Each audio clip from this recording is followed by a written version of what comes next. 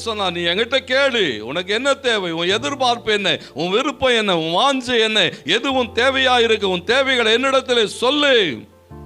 யாபேஸ் வந்து தேவ சமூகத்தில் சொல்ற, ஆண்டவரே என்னால போராட முடியல, இந்த ஜனங்களோடு கூட நான் இப்படி போராட்டத்துக்குள்ளாய் அவமானத்துக்குள்ளாக கடந்து போய் கொண்டு இருக்கிறேன், என்னை ஆசீர்வதிங்கன்னு சொல்லுகிறான். கர்த்தர் அவனை என்ன செய்தாரா?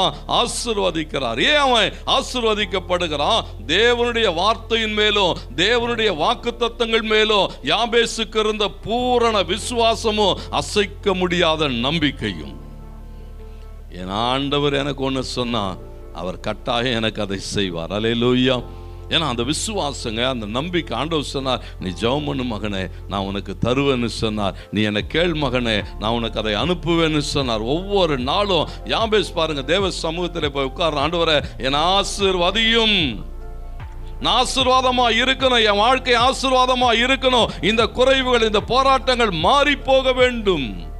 1 யோவான்ல வாசிக்கிறோம் 5ஆம் அதிகாரம் 14-15 வசனங்கள் சொல்லுகிறது, நாம் எதையாகிலும் அவருடைய சித்தத்தின்படி கேட்டால் அவர் நமக்கு செவி கொடுக்கிறார் என்பதே அவரை பற்றி நாம் கொண்டிருக்கிற தைரியம் என்று எழுதப்பட்டிருக்கிறது. என் ஆண்டவர்கிட்ட நான் எதை கேட்டாலும் என் தேவன் என்ன செய்கிறாரா?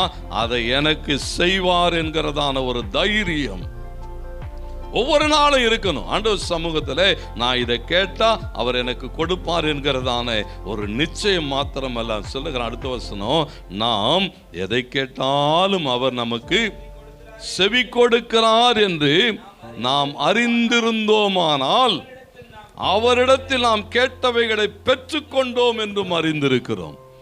ஒரு பெரிய விசுவாசம். நான் தேவன் கிட்ட கேட்டிருக்கிறேன், அவர் எனக்கு கொடுத்துட்டார். ஆமென் சொல்லுங்க. அவர்கிட்ட கேட்டேன், அவர் அனுப்பி தந்துட்டார். வந்துட்டு இருக்கு. என்னது? வந்துட்டு இருக்கு. கர்த்தருக்கு மகிமை உண்டாகட்டும். எப்போ வரும், எப்படி வரும் ஒன்றும் தெரியாது. ஆனால் என்ன செய்யும்? ஆண்டவர் பேர்ல பாருங்க, இங்க சொல்லப்பட்டிருக்கிறது, என் தேவனிடத்தில் கேட்டிருக்கிறேன், என் ஆண்டவர் கிட்ட சொல்லி இருக்கிறேன், அது வரும். ஆமென் அல்லேலூயா. நீங்க ஆட்கள் கிட்ட கேட்டிருக்கிறேன், அவர் கொடுக்கிறேன்னு சொல்லி இருக்கிறாரு, நாளைக்கு வந்துடும் சொல்றோம். இல்ல இல்ல இல்ல, என் ஆண்டவர் கிட்ட கேட்டிருக்கிறேன், அவர் அனுப்பி இருக்கிறார், வந்து கொண்டே இருக்கிறது. ஆமென் அல்லேலூயா. ஆண்டவர் இந்த வருஷம் முடிகிறதற்குள்ளாக உன்னை எல்லாவற்றிலும் ஆசீர்வதிப்பார். ஆமென் சொல்லுங்க. எல்லாவற்றிலும் பெருக பண்ணுவார். கர்த்தர் உங்களையும் உங்கள் பிள்ளைகளையும் வர்த்திக்க பண்ணுவார். அவர் தான் வாக்கு பண்ணி இருக்கிறார், என் ஜனத்தை நான் வர்த்திக்க பண்ணுவேன், அவர்கள் குறுகி போகிறதில்லை, அவர்கள் பெருகி இருந்தது போலவே பெருகி இருப்பார்கள். நிச்சயமாகவே நான் அவர்கள் ஆசீர்வதிக்கவே ஆசீர்வதிப்பேன். நீ ஆசீர்வாதமா இருப்பாய்.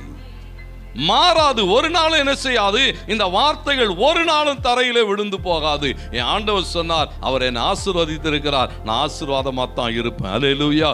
ஒவ்வொரு நாளும் ஆசீர்வாதத்துக்கு மேல் ஆசீர்வாதம் வரும்.